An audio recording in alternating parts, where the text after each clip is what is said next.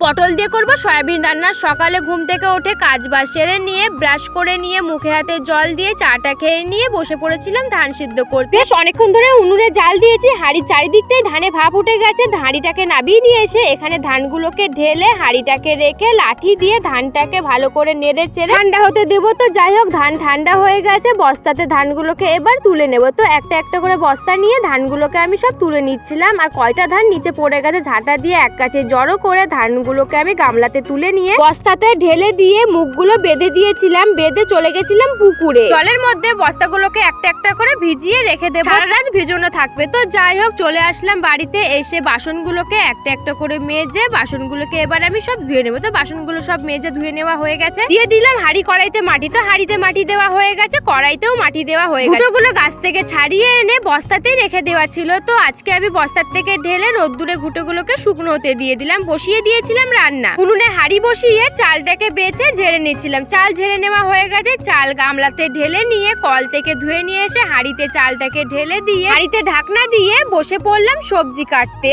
আর প্রথমে আলু ছুলে আলুটাকে কেটে নিয়ে সয়াবিনের মশলাগুলোকে একটা একটা করে ছাড়িয়ে নিয়েছিলাম। পেঁয়াজ, রসুন, আদা। এবার কেটে নেব পটল ভাজা করব আর সয়াবিনে কটা দিয়ে রান্না করব। তো যাই হোক, সব সবজি কেটে নেওয়া হয়ে গেছে আর ভাতও হয়ে গেছে। ভাতটাকে নেড়ে ছেড়ে উনুন থেকে নামিয়ে ফ্যান ঢেলে কড়াইতে তেল দিয়ে পটলগুলো তেলের মধ্যে দিয়ে নেড়ে ছেড়ে ভেজে নেওয়া হয়ে গেছে। পটল ভাজা বাটিতে নামিয়ে রেখে সয়াবিনগুলো তেলের মধ্যে নেড়ে ছেড়ে ভেজে তুলে রেখে পটলগুলো ভেজে নিচ্ছিলাম। পটল ভেজে তুলে নিয়েছি। মশলা, টমেটো, লবণ, হলুদ দিয়ে ভালো করে কষিয়ে দিয়ে দিলাম আলু। আর আলু কিন্তু আমি ভাজিনি। তো যাই হোক, সয়াবিনগুলো মশলার মধ্যে দিয়ে পটল, আলু, সয়াবিন একসাথে কষিয়ে ভালো করে দিয়ে দিলাম জল দিয়ে কিছুক্ষণ রেখে দিয়েছিলাম। পটল দিয়ে সয়াবিন রান্না করা হয়ে গেছে। সয়াবিন রান্না গামলাতে নামিয়ে নিলাম। টাটা।